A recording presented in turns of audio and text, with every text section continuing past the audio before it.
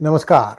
Welcome to this special transmission. We're going to talk about payment protection plan fraud to the tune of $200 billion, B as in boy, that occurred in the United States government system from the period 2020, I think up to 2022 end, or maybe even into 2023.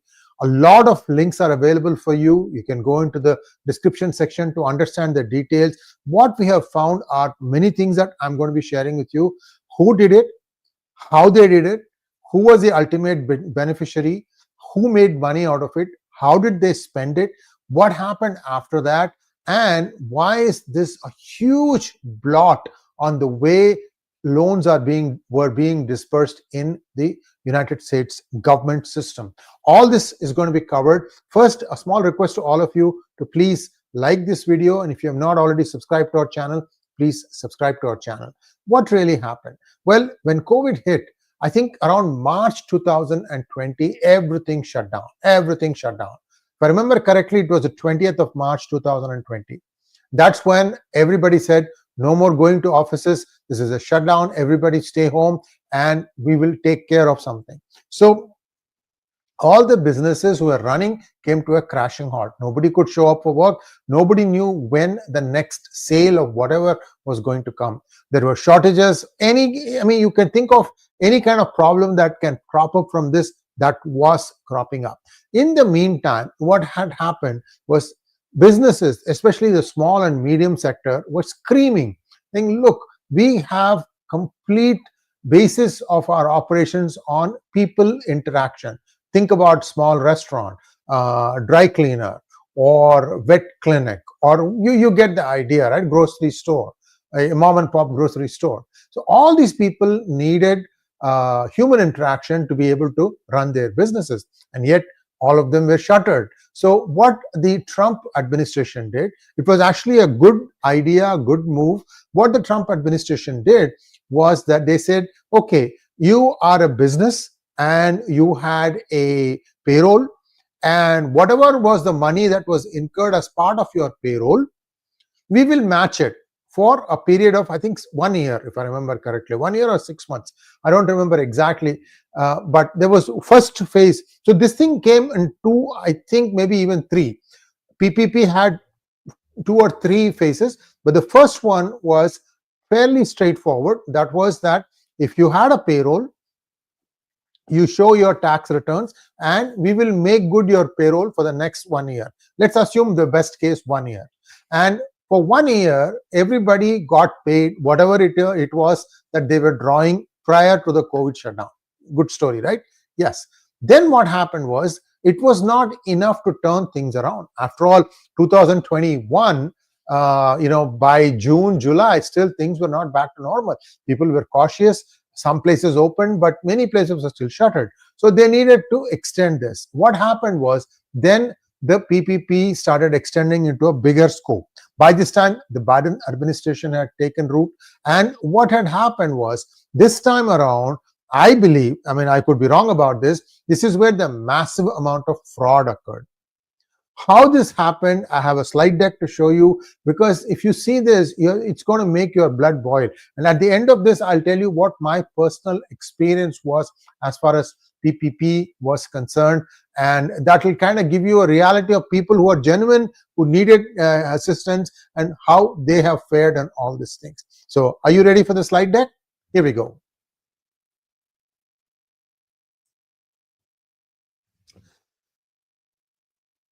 Massive PPP fraud. The number here is conservative, it's 100 billion, but when I started doing more research, I unearthed it to be 200 billion. As a matter of fact, the last reference link will give you that number. I haven't put it yet, but as soon as this finishes, I'll put that link. That is a link to a search in Bing, where it tells you the 200 billion, that this is the big number right now. Okay, so how did this happen? Like I told you, that the PPP was put in place to help the small and medium industries, and I would not be surprised if large corporations also availed themselves of this. There were no questions asked. This was all forgiven, except for some there were strings attached. It was given as a loan, except that it was 0% interest. You get the idea, right? So we will come to those details in just a moment. Now, the fraud took place on an unprecedented scale, and as I start showing you some of the examples of these excesses, I want you to pay attention to some of the things, like how old is the business, who gave the money, was it forgiven or not, and how many employees were there or claimed to be there. So the PPP put a limit of 20,000 something per person. That was the maximum you could get. And you will see that number being repeated again and again. Here we go. The first one, Dodge Hellcat LLC. The loan amount was 13,300. Number of people reported was 3. Remember, I told you, right? Payroll had to be presented. Then the existing or more than 2 years old. So the business has been in operation for more than 2 years. And what was the loan status? Forgiven. Meaning, in fact, there was another twist here. They not only forgave you for the loan, they also waived the complete taxes based on that. In other words, the company did not have to pay any tax for the money that they got under PPP. Huge windfall, guys. Huge windfall. Of course, you can say that, listen, this is the list and life and death experience. I didn't know if I was going to catch it and live tomorrow or not. But be that as it may, the idea behind it was full of good intentions. However, somewhere somebody found a loophole to make billions out of it, and has been spent left, right, and center. I knew about this a couple of years ago, but I didn't have all the data. Now I do have the data. That's why this is very, very important. And I think some of it may be clawed back, but I really doubt it, because the amounts are small and the distribution is large. That's what makes it very, very difficult. As you go through this thing, you can even guess as to who might be behind this. Not an entity, but a country. But look, I'm not into the guessing business. I leave it to you to guess who it was. Now, next, look at this name. Reparations for Indigenous People LLC. 55,000, 9 jobs reported, existing for more than 2 years. And the company that gave them the loan was MBE Capital Partners. And the type of company, this one was a limited liability corporation. LLC has some of the least amount of paperwork. And if you talk to a venture capital firm and say, I'm seeking funds for my company, and the VC company will ask, what kind of a corporation are you? And if you say you are LLC, they will not even show you the time of the day. They need to have something like a C corporation, so that your responsibilities are laid down in concrete, and that if something goes south, if you make any kind of if you lie about if you make claims that are not true afterwards, are not found to be true, found to be lies, you would be liable for that. The VC community needs you to be a C corporation. I don't know if things have changed, and if they have, let me know by way of comment. Then let's take a look at this. Look at the name, guys. Traffic tickets. And there are some even more ludicrous names of these companies. 20,833 was the magic number. Per person, the cap was 20,833. Look at the number of jobs reported, 1. So it's a single proprietor. And the business type is sole proprietorship. And who was the one who lent the money? Cross River Bank. Keep an eye on these names. Which are the banks? Which are the entities giving the money? What kind of a entity is it? How long has it been in business? Looks like this notification didn't go out. So please, I request all of you to like this video, so that we can get a better viewership on this one. Free Money LLC, 15,000, literally for free money. And 1 person working there, forgiven, limited liability company, and the lender was Bethpage FCU. The FCU sounds most likely a Federal Credit Union. Lobster, there was a name, there was an entity called Lobster. They got paid 3,620, and the amount of the age of the company was not answered. They just left it blank and still got the money, and the money was fully disbursed. The business type was set as self-employed individuals. Again, it was Cross River Bank. Then they are stealing your Hubcaps Incorporated. Isn't the name suggesting that it is odd? I don't know how companies, this is actually a Wells Fargo Bank. And another one called National Associates, and they gave 24,640. There was one person reporting, and it said that it was more than 2 years old. So that one question that you might all have in your mind, look, this happened in 2021. If somebody said that they were at least in business for 2 years, then they should have, guessed that there will be a COVID, that there will be a PPP. Therefore, let me incorporate the company 2 years ahead of time. No, that didn't happen. Wait till the end of the story. All will be revealed. This one, I'm not even going to say it, because if I say it, YouTube might bring this video down. F the System LLC, 18,000, one person working. The loan details were not disclosed, and it was given by Pristamos CDFI LLC, family clothing stores. Why would a family clothing stores have a name like this? You see how, we picked only like 10 or 15 such instances just to kind of pique your interest as to how somebody would be so dumb to disperse money for these kinds of causes. Then you have the PPP LLC. They even created a name called PPP LLC. $45,000, 11 people working there, more than 2 years old, and loan was forgiven. It was given by Community Bank. And this was incorporated in Washington. It's a rural area. Much of the places that you are going to see here, if you look at the location of the company or the entity, it will be in rural United States. That's probably what made it difficult for people to even catch it. Again, catching could only happen after COVID had died down. You couldn't catch it while the thing was going on, right? So this is a very interesting story. And as I go through this thing, you'll start tearing your hair.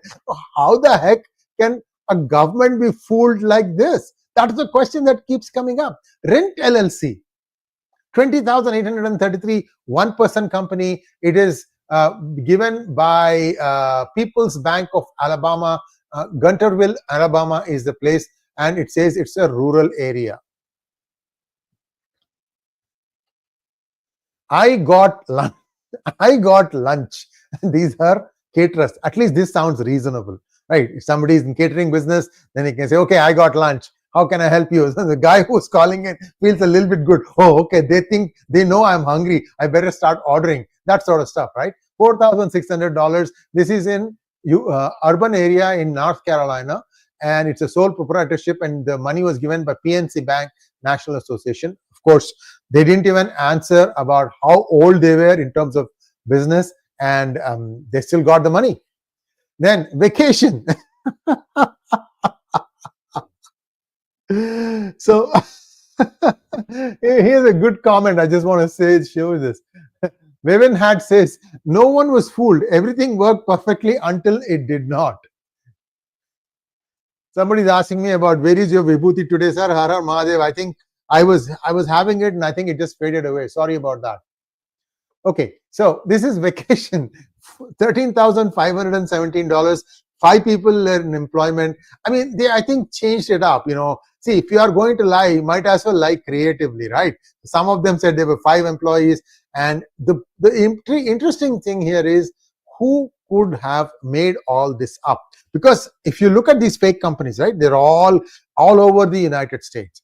So somebody must have been looking at the Yellow Pages and coming up with the names. Is that what happened? Yellow Pages has a digital version, so you can just go eeny, meeny, miny, mo. Let's go and get this particular state, this particular address, this particular entity. Let's make it up. What happened? I'm coming to that. Just bear me out here. It's so interesting to read some of these names, how they managed to fool. This is JP Morgan Chase that gave the money to them. It's a women's clothing store. Okay, it makes sense. Vacation, women's clothing store. Okay, it sort of makes sense. Then Wakanda Myrtle Dove. Oh, limited service restaurant, and 20,833. Look, how can you run a restaurant business with one person? I'm just asking a rhetoric question. You need to have one cook. You need to have at least one person wait on the customers. The minimum I can think of is 2. There is just no way you can take the order and then go into the kitchen, make it, and then come back and serve, because there is no way to monitor who's coming and who's going.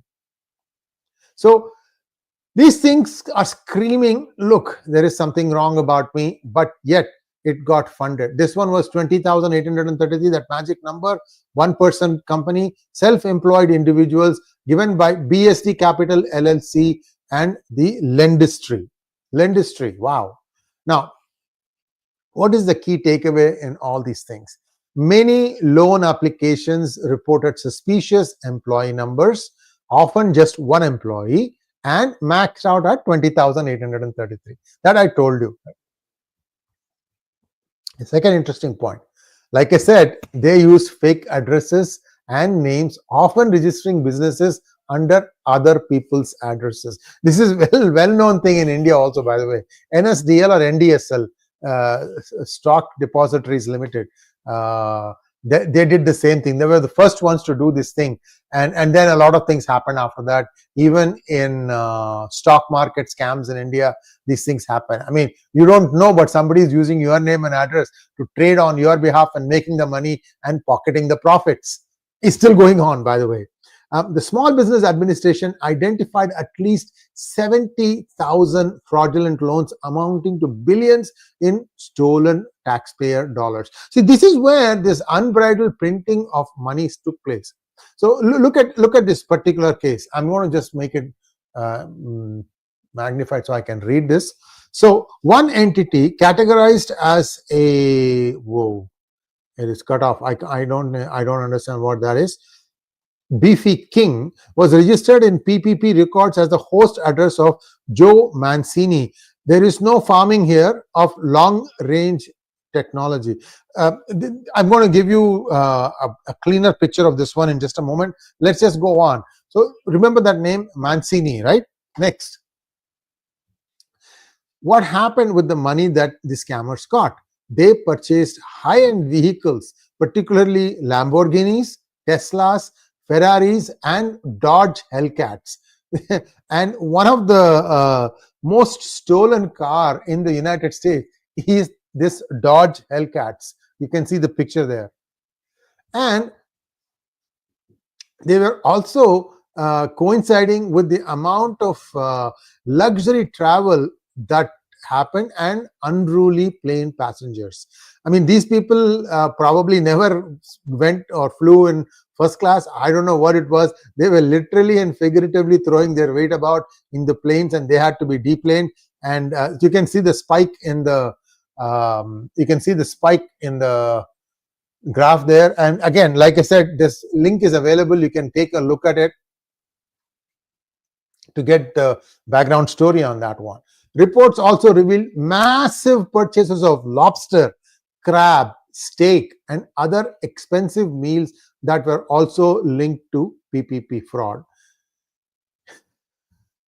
All I can say is, when you don't earn the money you make, you will spend it in a very stupid way. Now, this is not all. They also laundered their money through various means. We'll come to that in just a moment. Now, so first thing that should have happened was, in order to do all these things and fakery, they needed to start a lot of new companies, new business formations, and many of them most likely self-employment. See, it's easy to justify, because you can say, look, I'm self-employed, and that's why, I can't get I don't have a way of making money, therefore I should be given the money. If legitimate business creation continues, productivity, the good stuff. If it's a legitimate company, there'll be productivity, there'll be money from that company that will get spent by somebody else. They'll go spend their money on something else. That person will spend that money on somebody else. You get the idea. Keynesian theory at work. So all that is fine. But the best part here is, people have got money from businesses they never owned or operated. This is the best part. So that means somebody had a system set up so that they could essentially pick an arbitrary address and a name and choose the number, and they flew under the radar for the most part, so that the government wouldn't get suspicious, because all the numbers I have shown you, these loans are all very small in amount. So some of the interesting things is, after having got this money, many people bragged online about how they had defrauded the PPP plan. This is very interesting. Take a look at this. One entity categorized as a cattle ranch, Beefy King. So this is what got the circling was wrong on the previous picture. That's why I had to go back here. So let's just look at the numbers here. Two small businesses, Ritter Wheat Club and Dealey Nuts, ostensibly a wheat farm and a tree nut farm, each got 20,833, that magic number. And Tomato Cramber up the coast in Brielle got 12,739, while Seaweed Blamen in Manahawkin got 19,957. The most intriguing thing here is this one. One entity categorized as a cattle ranch, Beefy King, was registered in PPP records to the home address of Joe Mancini. Remember that Joe Mancini I told you to remember? The mayor of Long Beach Township. He's the mayor, for God's sake. There is no farming here. We are a sandbar, for Christ's sake, said Mancini, reached by telephone. Mancini said he had no cows at his home, just 3 dogs. All these loans point to non-existent businesses. And again, I'm going to come to how the modus operandi is in just a moment. Authorities are now pursuing criminals linked to PPP fraud, with reports that Baltimore police are using PPP fraud charges to arrest known gang members. So somewhere criminal gangs also got involved in this enterprise. I mean, if you are not going to check properly, people are going to abuse the system. It's a given thing, right? And the second phase, I don't know. That one was something else. So the government's estimate is that, see, this is the thing, EIDL. DL is earning income displaced or something like that.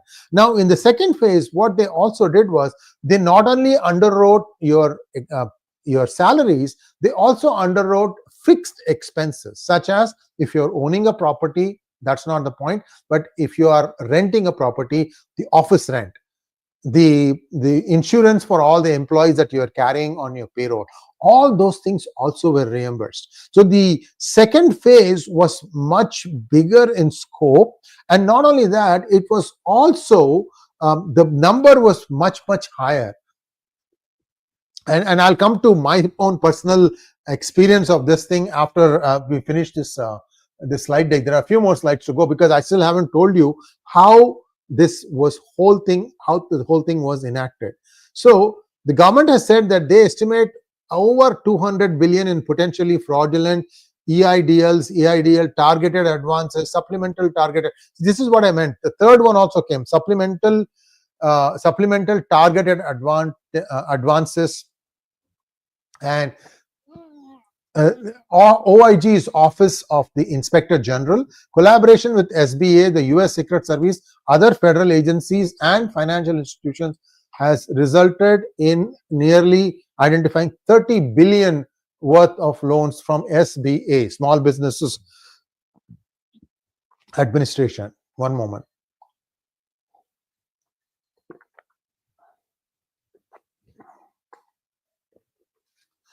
Government efforts. How did the government try to crack down? They looked at some of follow the money, right? That's a simple one. Where did the thing originate from? So these were all in various entities. Who created these entities? How were they formed in the first place? How was identified? So this is the other thing. Like I said, the mayor of Long Beach, who says we are essentially a sandbar. What the hell are you talking about having a beef farm here? And so somebody took the pains to identify the person. They had a way to know that person would not be contacted. I mean, nobody got contacted. Even when I was interacting, nobody got contacted. You just filled in an application at a website and you just waited and saw what they decided. That was it. Nothing else. And most of these were forgiven. Not all, but most of these things were forgiven. Now,